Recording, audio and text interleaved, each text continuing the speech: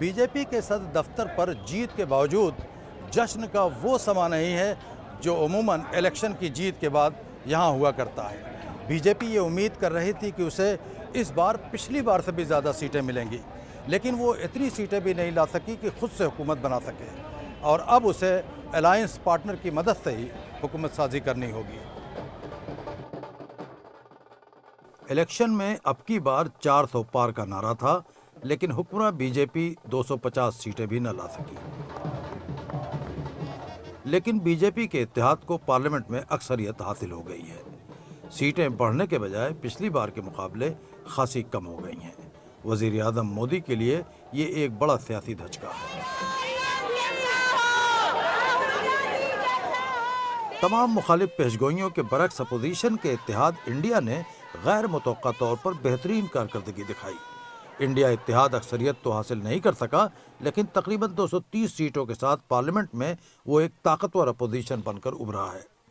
कांग्रेस के रहनुमा राहुल गांधी ने कहा कि अवाम ने वजीर आज़म मोदी और उनकी पॉलिसियों को मुस्तरद कर दिया। इसको बचाने का काम हिंदुस्तान के सबसे गरीब लोगों ने किया है।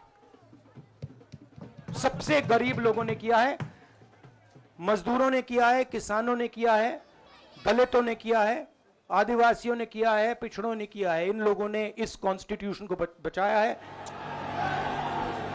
सभी कार्यकर्ताओं का प्यार, सभी जनता का प्यार। पार्लियामेंट में 543 सीटें हैं। अक्सरियत के लिए 272 सीटें चाहिए। बीजेपी को अपने तौर पर तकरीबन 240 सीटें मिली हैं। अपोजिशन इंडिया अलायंस को 230 से ज़्यादा सीटें मिली हैं, लेकिन वज़ीर आज़म मोदी ने बीजेपी के हामियों से खिताब में बीजेपी की सीटें घटने का कोई जिक्र नहीं किया। किसी गठबंधन को, एनडीए को लगातार तीसरी बार देश की सेवा करने का अवसर दिया है। जनता जनार्दन के साथ विश्वास का ये अटूट रिश्ता, ये लोकतंत्र की बहुत बड़ी शक्ति है। मोदी अब हुकूमत साजी के लिए इत्तेहादी जमातों से बातचीत कर रहे हैं। इम्कान यही है कि उनकी हुकूमत बन जाएगी, लेकिन मोदी अब पहले जैसे ताकतवर नहीं होंगे।